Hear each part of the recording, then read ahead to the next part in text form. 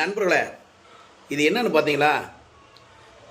இதுதான் முருங்கைக்கீரை, துவரம்பருப்பு, சின்ன வெங்காயம், பச்சை மிளகா, சீரகம் எல்லாம் போட்டு செஞ்ச கூட்டு தான் இது. ரொம்ப பிரமாதமாக இருக்குது நண்பர்களே. யாருமே இந்த மாதிரி செஞ்சு சாப்பிட முடியாது.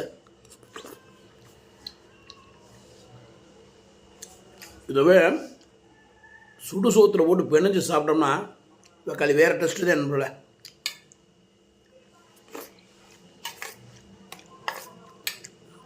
இது போல் சாப்பிட்டேன்னா பாத்ரூம் ரொம்ப ஈஸியாக போகும் நண்பர்களே.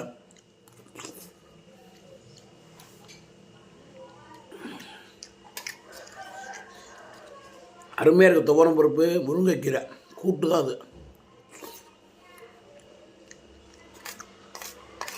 சாப்பிட்றது நல்லா அல்வா மாதிரி இருக்குது.